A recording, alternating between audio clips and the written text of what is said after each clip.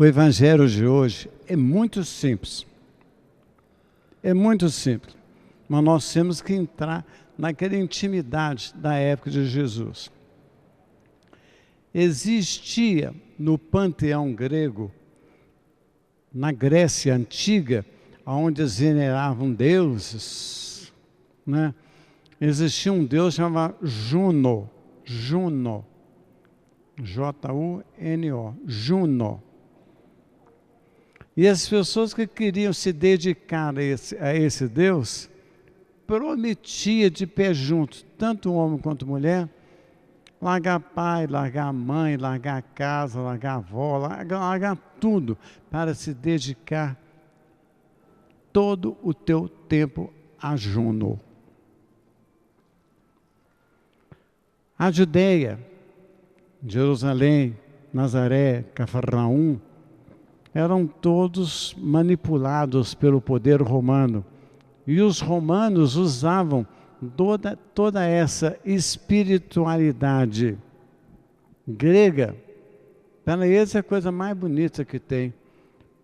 Então Jesus usou daquelas palavras que eles usavam para o Juno, usou para ele. Se vocês não largarem pai, mãe, avó, tudo, casa, por causa do meu nome, não é por causa de Juno, não é por causa do meu nome, vocês não terão a vida eterna. É isso que Jesus queria dizer. Era isso. E depois ele vem com a frase enigmática: os primeiros serão os últimos, e os últimos serão os primeiros. Os primeiros é aquelas pessoas que estavam fazendo promessa para Juno.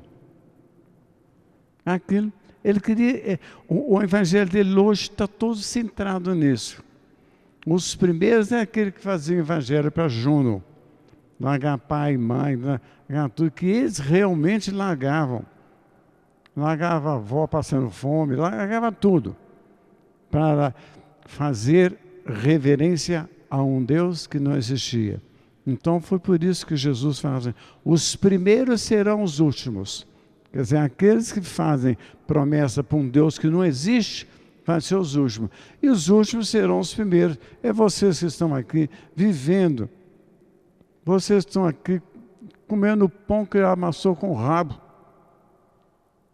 Vocês que estão acreditando em Cristo, acreditando em Jesus, em Yeshua, com uma particularidade muito grande. Vocês fazem porque querem, vocês sentem no coração. Não fica esperando milagre, não. Fica não. Então, se vocês querem entender o evangelho, é esse. Jesus apelou por uma entidade que não existe, porque aquelas pessoas que iam se dedicar a Juno, eu largo pai, eu largo mãe, eu largo avó, eu largo casa, eu largo tudo para me dedicar só a Juno. E Jesus, então, olha, se vocês largarem, é claro que Jesus não quer que largue casa, pai, mãe, ele não quer isso não. Porque está lá no mandamento de Deus honrar pai e mãe, né? Isso é muito importante. Mas a configuração das coisas leva a isso, porque eles estavam tendo uma influência muito grande dos gregos. Eles estavam tendo muita influência muito grande da Grécia Antiga. Quando os romanos conquistaram a Judéia, Jerusalém, Cafarnaum, Nazaré, aquela cidadezinha toda perto ali, eles trouxeram todas. Lucas era um grego. Lucas sofreu uma influência muito grande na Grécia. É muito difícil tirar da cabeça de vocês uma coisa que está impregnada ali durante anos, não é? É aí que nós conhecemos a força do demônio. É aí que nós conhecemos como o demônio tem força. O demônio conseguiu influenciar naqueles discípulos de Jesus. Então Jesus foi claro: se vocês não largarem pai, mãe, avó, casa, tudo por causa de mim, quer dizer, se vocês não me derem preferência, Vocês não vão salvar, não. Ah, mas o índio não conhece Jesus. Eles têm o voo. O muçulmano não conhece Jesus. Eles têm as preferências dele. Conhecer Jesus não é só na igreja católica, apostólica e romana, ou cópita, ou ortodoxa, ou armênia. Não. Conhecer Jesus é conhecer na essência, conhecer a verdade. Porque ele falou, eu sou o caminho, a verdade e a vida. Ele falou, isso não foi só para a igreja católica romana, não. Ele falou para toda a humanidade, eu sou o caminho. Eu sou a verdade, eu sou a vida. Então, essas frases resumem-se nesse evangelho de hoje. Se vocês não largarem tudo por mim, se vocês não pararem de pensar besteira na cabeça, minhoca na cabeça, se vocês não abandonarem essas coisas por causa de mim, vocês não terão sucesso. Isso está incluído os hindus, os muçulmanos, tudo. Está incluído toda. Edir Macedo. Fico jogando pedra no Edir Macedo. O erro é dele, não é das pessoas que seguem ele, não. Ele vai pagar por isso, mas as pessoas que seguem ele, não. Jesus lê os nossos corações. Se o nosso coração tem generosidade, se o nosso coração tem aquele amor a Deus, pode ter certeza que ele favorece essas pessoas. Então, preste atenção.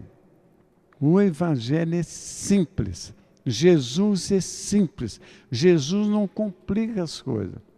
Ele falou na época dele. Eu tenho a preferência. Eu sou filho de Deus. Dentro de mim está o Cristo, Filho de Deus. Então, se vocês não pensarem como pensava Jesus na época, é muito interessante isso aí. O Pentecostes, né? O Pentecostes vem, língua de fogo na cabeça de vocês? Não, não é isso não. O Pentecostes é a terceira aliança. É essa que nós estamos vivendo, a época do discernimento, a época que Deus quer falar na vida. Eu sou o caminho, a verdade e a vida. Se vocês não largarem as coisas por causa de mim, vocês não terão sucesso. Vocês ficam fazendo esse juramento a Juno, que não existe. Existe uma estátua grega bonita, né? Só aquilo, não tem mais nada.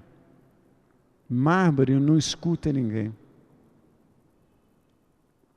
Eu tenho uma devoção ao Espírito de Maria.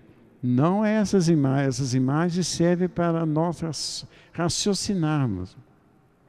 Nós temos o retrato da nossa mãe na parede. Nós defendemos ele porque representa a nossa mãe, mas nós devemos ter aquele amor à nossa mãe, nosso pai, nosso avô, bisavô, é assim por diante. Então, os primeiros serão os últimos, que é aqueles que ficam fazendo adoração a Juno serão os últimos. E os últimos, quer dizer, vocês que estão aqui comigo, me escutando, da terceira aliança, porque a primeira aliança é Deus Pai, a segunda aliança é Deus Jesus, e a terceira aliança é Deus Espírito Santo. Se vocês não fizerem isso, se vocês não me escutarem, vocês vão estar fazendo coisa a Juno. Os primeiros serão os últimos, e os últimos serão os primeiros. Fica teólogo aí devagando isso, não tá, é uma página da Bíblia que eu não entendo. Não entendo porque não quer. Não entendo porque não quer. Não entendo porque não vive a vida de Jesus, porque senão entenderia. Então, esse primeiro serão os últimos serão os primeiros. Não fica fazendo promessa a quem não deve, não. Não fica fazendo promessa a quem não pode te acudir, não. Vocês serão os últimos. E os últimos, que agora que vocês estão me escutando, vocês serão os primeiros, porque vocês estão falando diretamente de Deus. Nós temos que falar a linguagem de Deus, porque senão, como diz por aí, nós estamos na água. Tá bom? Então, é um pensamento de Deus.